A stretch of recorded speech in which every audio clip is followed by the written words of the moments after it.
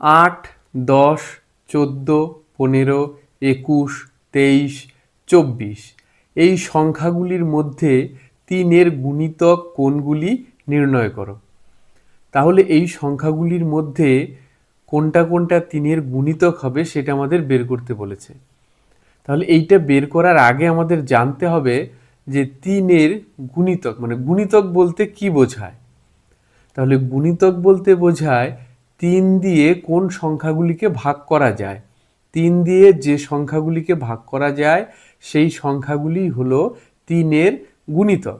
তাহলে এই সংখ্যাগুলির মধ্যে কোনগুলো 3 দিয়ে ভাগ করা যায় সেটা আমাদের দেখতে হবে। তাহলেই আমরা 3-এর গুণিতকগুলো পেয়ে যাব। দেখো প্রথমে আছে 8, 8কে কি 3 দিয়ে ভাগ করা যায়? যায় না, তাহলে 8 হবে না।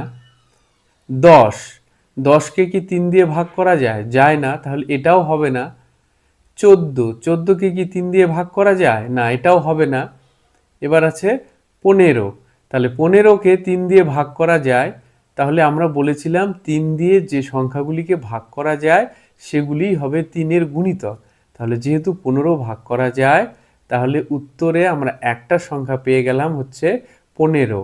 এটা 3-এর একটা গুণিতক।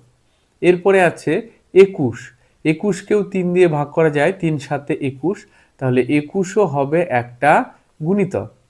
এরপরে আছে 23, 23কে তো 3 দিয়ে ভাগ করা যায় না, তাহলে এটা কিন্তু 3-এর গুণিতক হবে না।